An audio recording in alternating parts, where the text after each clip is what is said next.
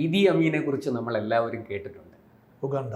അതെ, ഉരുക്കുമുഷ്ടി ഉപയോഗിച്ച് ഭരണം നിർവഹിച്ച ഒരു ഭരണാധികാരിയാണ്, നരഭോജി കൂടിയായ ഈദി അമീൻ എന്നാണ് നമ്മൾ കേട്ടിട്ടുള്ളത്. ഇപ്പോൾ ഇതാ ടർക്കിയിലെ നമ്മുടെ ഉർദുഗോൻ ഇതുപോലെയാണോ അവിടുത്തെ ജനാധിപത്യത്തെ അല്ലെങ്കിൽ അവിടെ നിലനിൽക്കുന്ന ജനങ്ങളുടെ ആഗ്രഹത്തെ ഒക്കെ ഞെരിച്ചമർത്തി ചവിട്ടി അരച്ചുകൊണ്ട് എന്നേക്കുമായി ടർക്കിയെ തൻ്റെ കാൽ കീഴിലാക്കാനാണോ അദ്ദേഹം ശ്രമിക്കുന്നത്? ഏതാണ്ടൊരു 1/4 നൂറ്റാണ്ടായി തുർക്കിയുടെ ഭാഗധേയം നിർണ്ണയിക്കുന്ന ഒരു സിംഗിൾ ഫിഗറാണ് ഉർദുഗാൻ, റജബ് തയ്യിബ് ഉർദുഗാൻ. അദ്ദേഹം വലിയ പ്രതീക്ഷയോടുകൂടി തന്നെയാണ് 2002 അധികാരത്തിൽ വന്നത്. അദ്ദേഹം പ്രധാനമന്ത്രി പദത്തിൽ വന്നു, 2-3 ടേംസ് പ്രധാനമന്ത്രിയായിരുന്നു. പിന്നീട് അദ്ദേഹം പ്രസിഡന്റ് പദവിയിലേക്ക് അവരോധിതനാവുകയാണ്. പിന്നീട് നടന്ന തിരഞ്ഞെടുപ്പുകളെല്ലാം തന്നെ പ്രഹസനമായിരുന്നു എന്നാണ് പ്രതിപക്ഷം ആരോപിക്കുന്നത്. അങ്ങനെയെങ്കിൽ ഇപ്പോൾ 2028 ഒരു തിരഞ്ഞെടുപ്പ് വരാനുണ്ട്, അടുത്ത പ്രസിഡൻഷ്യൽ തിരഞ്ഞെടുപ്പ്. അതിൻ്റെ കേളികൊട്ട് ഉയരുന്ന സമയമാണ് 2025. ഇനി അടുത്ത 3 വർഷമുണ്ട് വെയിറ്റിംഗ് പീരീഡ്. പക്ഷേ വളരെ ജനകീയനായ ഒരു നേതാവ് വരികയാണ്. ഉർദുഗാനെതിരെ നേർക്കുനേർ നിൽക്കാൻ തക്ക ത്രാണിയുള്ള ഒരു വളരെ ജനകീയനായ ഒരു നേതാവ്. വലിയ പ്രായമൊന്നുമില്ല. ഇസ്താംബൂൾ നഗരം, പണ്ടത്തെ കുസ്താന്തിനോപ്പൊലിസാണ്, കോൺസ്റ്റാന്റിനോപ്പിൾ നഗരം. കോൺസ്റ്റാന്റിനോപ്പിൾ നഗരത്തിൻ്റെ മേയറാണ് ഇമോഗോഗ്ലു. അപ്പം അദ്ദേഹം ഇക്രം ഇമോഗ്ലു എന്ന് പറയുന്ന ഒരു വ്യക്തി.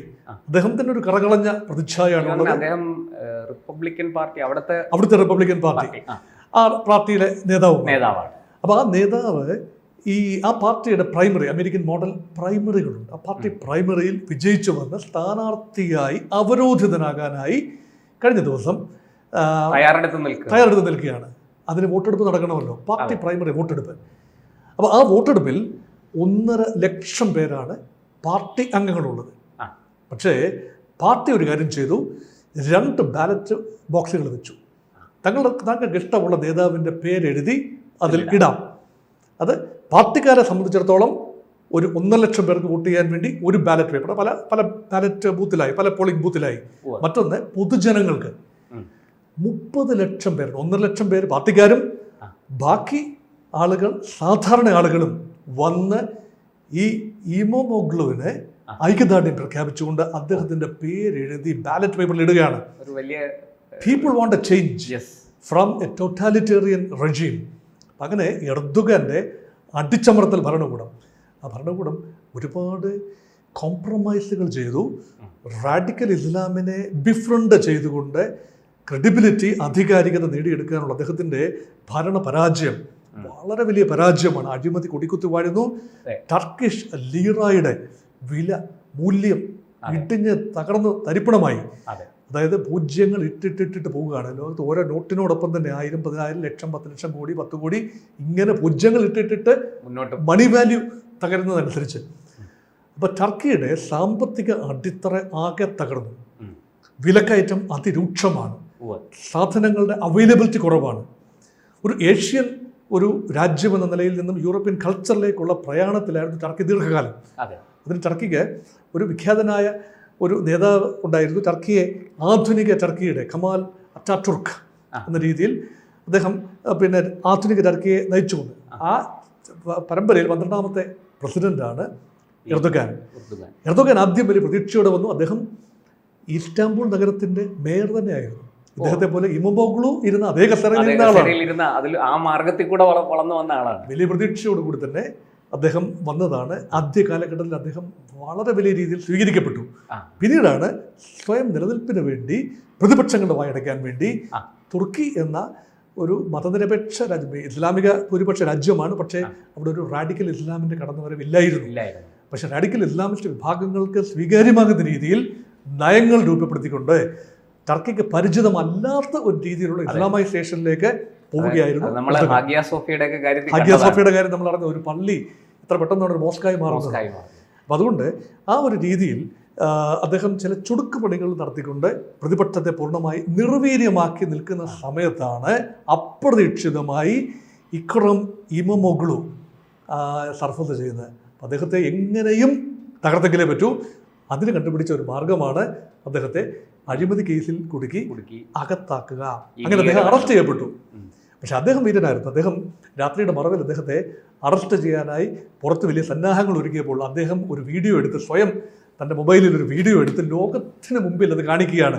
ഇന്ന കാര്യങ്ങളാണ് എർദോഗാൻ സൈന്യങ്ങൾ, ഒരു എർദോഗാൻ്റെ പേര് പറയുന്നില്ല, ഇന്ന രീതിയാണ് ഇവിടെ നടക്കുന്നത്, എന്നെ ഇപ്പോൾ അകത്താക്കും, ഇനി എനിക്ക് നിങ്ങളോട് സംസാരിക്കാൻ സാധിച്ചു എന്നിരിക്കില്ല, നിങ്ങൾ പ്രതികരിക്കണം എന്ന രീതിയിലുള്ള വീഡിയോ ആണ്. ആ വീഡിയോ വൈറലായി. അദ്ദേഹം പറയുന്നുണ്ട് ഈ ജനാധിപത്യം നിലനിർത്താൻ വേണ്ടിയിട്ടും ആ ജനാധിപത്യത്തിന്റെ ശക്തി ചോർന്നു പോകാതെ നിങ്ങൾ തുടർന്നുകൊണ്ടേയിരിക്കുക പ്രതിഷേധം എന്നാണ് ആ വീഡിയോയിൽ പറഞ്ഞത്.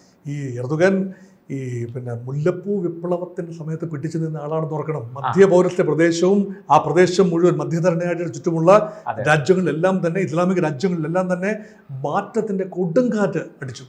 ഏകാധിപതികൾ ഒന്നൊന്നായി നിലംപൊത്തി. അല്ലെ, ഈജിപ്ഷ്യൻ പ്രസിഡന്റ് ഹോസ്നി മുബാറക് വിട്ടൊഴിയേണ്ടി വന്നു. ലിബിയൻ നേതാവ് കേണൽ ഗദ്ദാഫി വിട്ടൊഴിയേണ്ടി വന്നു. ടുണീഷ്യയിൽ തുടങ്ങിയതാണ്. ടുണീഷ്യയുടെ ദേശീയ പുഷ്പമായിരുന്നല്ലോ മുല്ലപ്പൂ. അങ്ങനെ Tunisia, Algeria, Libya, Morocco, Egypt, അങ്ങനെ യമൻ ഉൾപ്പെടെ എല്ലാ രാജ്യങ്ങളിലേക്കും ആ ഒരു തീപ്പൊരി പറക്കുകയാണ്. പക്ഷേ ടർക്കി ഇൻസുലേറ്റഡ് ആയി നിന്നു. ഇൻസുലേറ്റഡ് നിന്ന മറ്റൊരു രാജ്യമാണ് സിറിയ. സിറിയയിൽ ബാഷർ അൽ അസദ് അന്ന് സർവൈവ് ചെയ്തു. പക്ഷേ ഇപ്പോൾ കഴിഞ്ഞ വർഷം വീണു. 2024 തുർക്കിയുടെ കൂടെ ഒരു ശ്രമഫലമായി ആണ് വീണത്. അമേരിക്കയുടെ ശ്രമമുണ്ട്, തുർക്കിയുടെ ശ്രമമുണ്ട്, ഇസ്രയേലിന്റെ ശ്രമമുണ്ട്. ഇറാൻ അനുകൂല രാജ്യമായിരുന്നു സിറിയ, അത് വീണിരിക്കുന്നു, ആ ഗവൺമെന്റ് വീണിരിക്കുന്നു. പക്ഷേ എർദോഗാൻ പിടിച്ചു നിന്നത് ചില തൊടുക്ക് പ്രയോഗങ്ങളിലാണ്. അപ്പോൾ അതുകൊണ്ട് എർദോഗാന്റെ ഇനിയുള്ള നിലനിൽപ്പ് വലിയ ചോദ്യചിഹ്നമായി വരികയാണ്. അത് മാത്രമല്ല, ഇദ്ദേഹത്തെ മത്സരിക്കാൻ, ഇമമോഗ്ലുവിന് മത്സരിക്കാൻ പോലും ആവാത്ത രീതിയിൽ അദ്ദേഹത്തിൻ്റെ ഡിഗ്രി ക്യാൻസൽ ചെയ്തിരിക്കുകയാണ്. ടർക്കിഷ് ഭരണഘടനയിൽ പറയുന്നു പ്രസിഡന്റ് സ്ഥാനത്തേക്ക് തിരഞ്ഞെടുക്കപ്പെടുന്ന ആളിന് മിനിമം വിദ്യാഭ്യാസ യോഗ്യത ഡിഗ്രി, ഗ്രാജുവേഷൻ ഉണ്ടാവണം. അദ്ദേഹം ഏറ്റവും നല്ല വിദ്യാർത്ഥിയായിരുന്നു. അദ്ദേഹം വിദേശ രാജ്യങ്ങളിൽ പഠിച്ച ഒരാളാണ്. അദ്ദേഹം സൈപ്രസിൽ പഠിച്ചതിന് ശേഷം അവിടുന്ന് ടർക്കിയിലേക്ക് വന്ന് പഠിച്ചു. ആ ഡിഗ്രിക്ക് വാലിഡിറ്റി സ്വന്തം യൂണിവേഴ്സിറ്റി, ഇസ്താംബുൾ യൂണിവേഴ്സിറ്റി ആ ഡിഗ്രി ക്യാൻസൽ ചെയ്തു. മുകളിൽ നിന്നുള്ള നിർദ്ദേശപ്രകാരം അനധികൃതമായി താൻ കഷ്ടപ്പെട്ട് നേടിയെടുത്ത ഡിഗ്രി, അതിനുശേഷം അദ്ദേഹം പോസ്റ്റ് ഗ്രാജുവേഷൻ ഉൾപ്പെടെ നേടിയെടുത്ത ആളാണെന്ന് ഓർക്കണം. അദ്ദേഹം വിദേശത്ത് പഠിച്ചിട്ടുള്ള ആളാണ്. അപ്പോൾ അങ്ങനെ ഒരു മിടുക്കനായ ഒരാളിനെ വളഞ്ഞിട്ട് ആക്രമിക്കുന്നത് ടർക്കിയുടെ ജനാധിപത്യ ബോധമുള്ള ജനത. മറ്റ് അറബ് രാജ്യങ്ങളെ പോലെയല്ല ഇത്. ടർക്കി അറബ് രാജ്യവുമല്ല, അറബ് മേഖലയ്ക്ക് പുറത്തുള്ള മുസ്ലിം രാജ്യം. നമുക്കറിയാമല്ലോ, ടർക്കി ഒരു വലിയ സിവിലൈസേഷൻ പവറാണ്. യൂറോപ്യൻ യൂണിയനിലാണ്. യൂറോപ്പിന്റെ ഭാഗമാണ്. ടർക്കിയുടെ 10% പ്രദേശമേ ഉള്ളൂ യൂറോപ്പിൽ. ബാക്കി ഭാഗം, ഇസ്താംബുളിന്റെ കിഴക്കുള്ള ഭാഗം, കോൺസ്റ്റാന്റിനോപ്പിളിന്റെ കിഴക്കുള്ള ഭാഗം മുഴുവൻ ഏഷ്യൻ വൻകരയാണ്. 90% ഭൂമിയും 10% ജനങ്ങളും ഏഷ്യയിലും, 90% ജനങ്ങളും 10% ഭൂമിയും യൂറോപ്പിലും. അപ്പോൾ ഈ കമാൽ അറ്റാതുർക്കിന്റെ ഒക്കെ സമയത്താണ് ടർക്കി ഒരു ഏഷ്യൻ ഒരു രീതികളിൽ നിന്നും യൂറോപ്യൻ രീതിയിലേക്ക് മാറ്റിയെടുക്കുന്നത്. അപ്പോൾ അതൊരു ആധുനികവൽക്കരിച്ചു. ആധുനിക ടർക്കിയുടെ ശില്പി എന്നല്ലേ പറയുക, ആധുനികവൽക്കരിച്ചു. അപ്പം ടർക്കിക്ക് ഒരു യൂറോപ്യൻ പരിപ്രേക്ഷ്യം ഉണ്ടായി.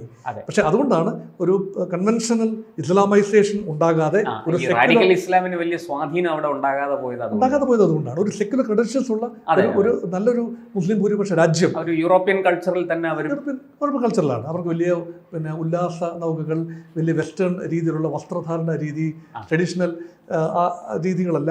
അത് മാത്രമല്ല, വലിയ റിവേറാസ്, അതുപോലെ ഉല്ലാസ നഗരങ്ങൾ, ഇതെല്ലാം തന്നെ ടൂറിസത്തിനൊക്കെ വലിയ പേര് കേട്ട സ്ഥലമാണ്. ഹിസ്റ്റോറിക്കൽ ടൂറിസം ഉൾപ്പെടെ ഇല്ലേ, വലിയ സിവിലൈസേഷന്റെ ഈറ്റിലമായിരുന്നു ടർക്കി അല്ലേ. ഗ്രീക്ക് സിവിലൈസേഷന്റെയും റോമൻ ആ കാലഘട്ടത്തിന്റെ ഒക്കെ ശേഷിപ്പുകൾ. പിന്നെ ടർക്കിഷ് എംപയർ ഉണ്ടായി അല്ലേ. ടർക്കിഷ് എംപയർ വലിയൊരു കാര്യമാണ്. അത് 20ാം നൂറ്റാണ്ട് വരെ നിലനിന്ന ഒരു തുർക്കി സാമ്രാജ്യമുണ്ട്. ഒരു സാമ്രാജ്യം എന്ന നിലയിൽ നിന്ന വലിയൊരു സിവിലൈസേഷണൽ പവർ ഇന്ന് നാമാവശേഷമായിരിക്കുന്നു. അതിനെ നിലനിർത്തുന്ന തത്രപ്പാടിലായിരുന്നു എർദോഗാൻ. അദ്ദേഹം പക്ഷേ ഏകാധിപത്യ മനോഭാവവും അടിച്ചമർത്തൽ അത് അദ്ദേഹത്തിന് തന്നെ ഇപ്പോൾ വിനയായി വന്നിരിക്കുന്നു എന്ന് കാണാം. അപ്പോൾ ഈ ഇക്രത്തിനെതിരായിട്ട് കോടതിയിൽ അദ്ദേഹത്തെ കേസ് വന്നപ്പോൾ കോടതി ഈ ഭീകരബന്ധം അടക്കമുള്ള കാര്യങ്ങളെല്ലാം തള്ളുകയും അഴിമതി കേസ് മാത്രം അന്വേഷിക്കാൻ പോലീസിനോട് നിർദ്ദേശിക്കുകയും ചെയ്തു എന്നുള്ള പുതിയ ലേറ്റസ്റ്റ് വിവരം. അദ്ദേഹത്തിനെതിരെ ഒരു വ്യക്തിയെ മോശക്കാരനാക്കാൻ ചെയ്യുന്ന ഏറ്റവും അതെ, അതെ. എളുപ്പമുള്ള ഈ വഴിയാണ് ഭീകരബന്ധം ഭീകരബന്ധം ആരോപിക്കുക, രാജ്യദ്രോഹ കുറ്റം ആരോപിക്കുക, ആരോപിക്കുക. പിന്നെ ഒരിക്കലും പൊങ്ങില്ല. അതെ, അത് അതെ. തന്നെയാണ് അല്ല, ഇമാമുദ്ദീൻ രാഷ്ട്രീയത്തിൽ പ്രത്യേകിച്ചും രാഷ്ട്രീയത്തിൽ പ്രത്യേകിച്ചും. അപ്പോൾ അദ്ദേഹത്തിനെതിരെയുള്ള നീക്കങ്ങളെല്ലാം കുൽസിതമായ നീക്കങ്ങളാണ്. അതുകൊണ്ടാണ് പ്രബുദ്ധതയുള്ള രാഷ്ട്രീയ പ്രബുദ്ധതയുള്ള തുർക്കിയുടെ ജനം എങ്ങനെയെങ്കിലും ജനാധിപത്യ ക്രമം തുടരണം എന്ന ആഗ്രഹമുള്ളവർ എർദോഗാനെതിരെ സംഘടിച്ചിരിക്കുകയാണ്. വൻ പ്രക്ഷോഭങ്ങളാണ് തുർക്കിയുടെ നഗരങ്ങളിൽ, അങ്കാറ നഗരത്തിലും ക്യാപിറ്റൽ ഇസ്താംബൂളിലും മറ്റ് നഗരങ്ങളിലുമൊക്കെ വൻ പ്രക്ഷോഭങ്ങളാണ്. ഇതിങ്ങനെ തുടർന്നാൽ ഒരുപക്ഷെ എർദോഗാന് പടിയിറങ്ങേണ്ട ഒരു അവസ്ഥ വരും. അത് ആ പ്രദേശത്തിൻ്റെ ആകപ്പാടെയുള്ള സന്തുലിതാവസ്ഥയും സമവാക്യങ്ങളെയും ബാധിക്കാൻ സാധ്യതയുണ്ട്. കൂടുതൽ വാർത്തകളും വിശേഷങ്ങളും നിങ്ങളിലേക്ക് എത്താൻ ABC മലയാളം സബ്സ്ക്രൈബ് ചെയ്യുക, ബെൽ ബട്ടണും അമർത്തുക.